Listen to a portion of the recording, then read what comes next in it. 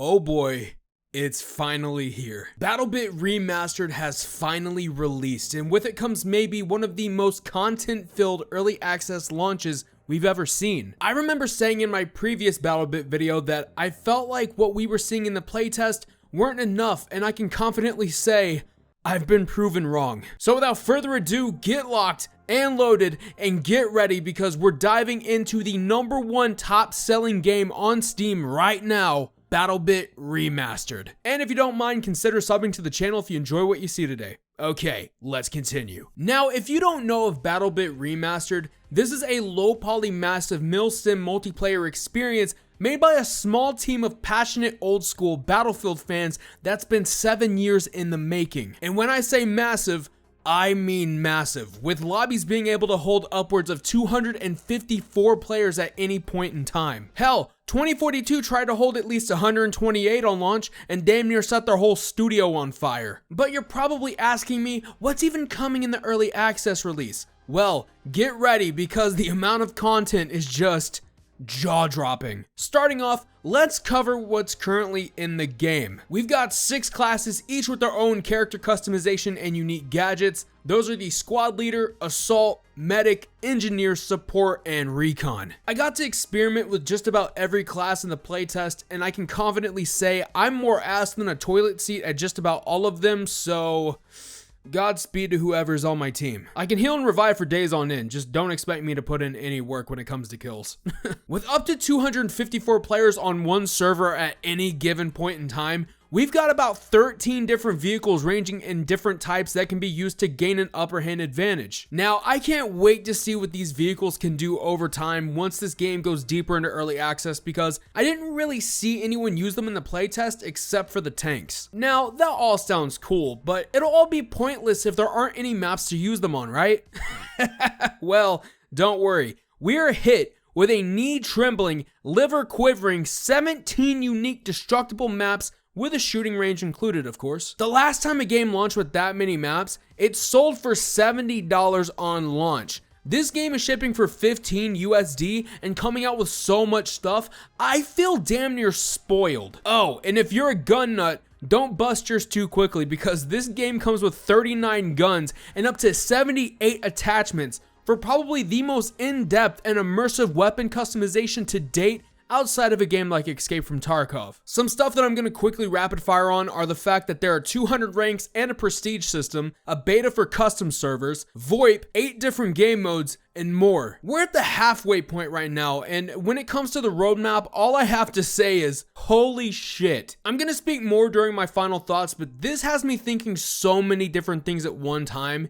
It's kind of leaving me somewhat speechless. Now let's go ahead and continue to the future updates section. Starting off, we're going to be getting some quality of life updates such as bug fixes, polishing, UI UX improvements, and I'm assuming much more to follow. Then we're moving into the new vehicles that will expand the vehicle gameplay, and they also added no jets. I can only assume they mean that they'll be adding more ground vehicles and water vehicles. Maybe they'll add another helicopter or something. I don't know, only time will tell at this point. And I'm glad they're not adding jets, because anytime I would play Battlefield, that's the only vehicle people would use, are just the jets. The damn things got annoying way too quickly, so I'm glad they're not adding them. We're gonna be getting new game modes to take advantage of the 254 player servers, and I'm really excited to see what this is going to look like personally, because making more game modes that are unique and fun for 254 players is not an easy task at all. Oh, and just to nudge this in, we'll be getting new gadgets at the same time they improve the current ones in the game. This next one is a little vague, but we'll be getting new features that will enhance and evolve the core experience of BattleBit Remastered. I don't really know what that means per se, but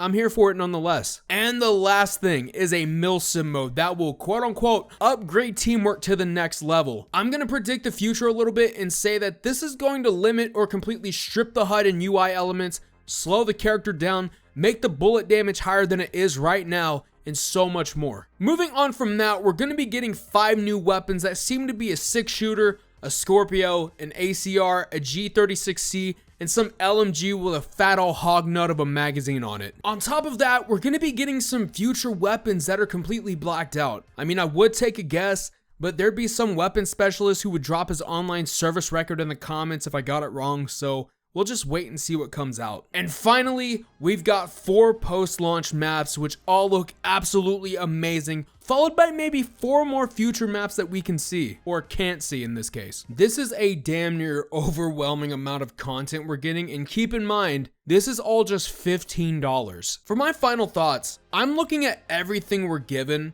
and we're about to get, and all I can think of is how damn funny this entire situation is. Think about it real quick, okay? BattleBit Remastered selling more copies than a game that made $1 billion in 10 days and had a budget slightly smaller than Bucky's annual revenue has gotta be the biggest middle finger to the AAA FPS scene. This studio is literally doing what gamers have wanted from a franchise like Battlefield. Large-scale combat that won't destroy the servers on launch, full-on destruction, in-depth weapon customization, you can actually kick people from your squad, actual roles and not cringy operators, unique customization. Do I need to even continue the list? At first, I was only hoping that something like BattleBit Remastered was gonna cause a huge ripple effect, but now I'm fully convinced that it has, and every bit of success this game has had so far has been worth it 110%. And I'll also add this, if you're one of those people that look at this game at face value, right?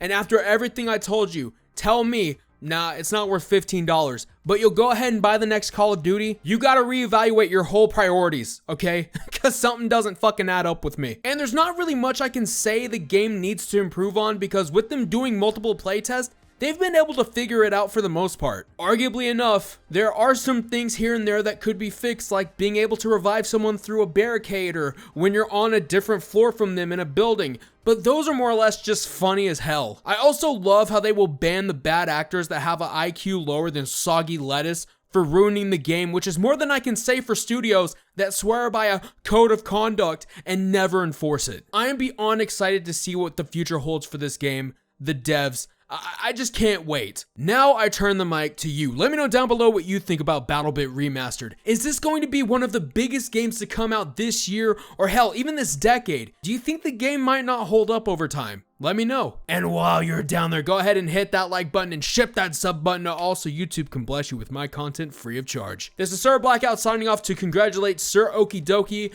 Vilascus, and the Liquid Horse on a successful launch. I can't wait to see what y'all got in store for this game. Later.